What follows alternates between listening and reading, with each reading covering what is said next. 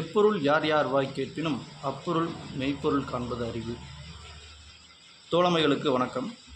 இன்று நம் முதல் காணொளி. தொடர்ச்சியாக நம்ம மனம் சம்மந்தப்பட்ட பதிவுகளைத்தான் நம்ம பார்க்க போகிறோம்.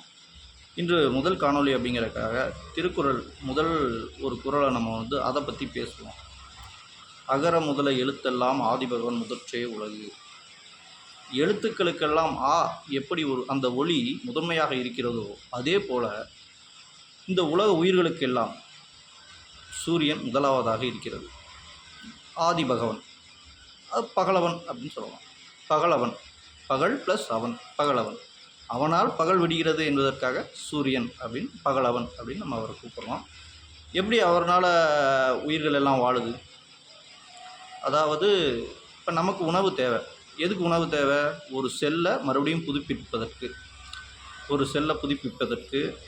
அல்லது நமக்கு ஏற்பட்ட நோயை குணப்படுத்துவதற்கு, இப்படி எல்லா உயிர்களுக்கும் உணவு கட்டாயமான அத்தியாவசியம். இப்படி தாவரங்களுக்கு உணவு எங்கிருந்து வருது? சூரிய ஒளி. சூரிய ஒளியிலிருந்து அவங்க நீர், காற்று, கனிம வளங்களை எடுத்து அவங்க ஒரு புரதத்தை உருவாக்குறாங்க. சூரிய ஆற்றலை கொண்டு ஒரு புரதத்தை உருவாக்குறாங்க. ஆக சூரியன் தான் இங்கே முதன்மையானது.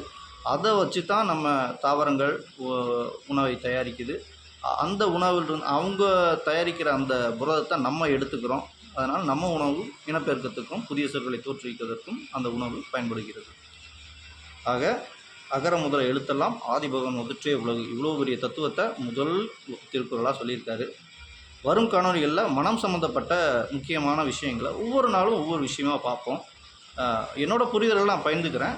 அதில் ஏதாவது தவறுகள் இருந்தாலும் கண்டிப்பாக கமெண்ட் செக்ஷனில் சுட்டி காட்டுங்க. நன்றி.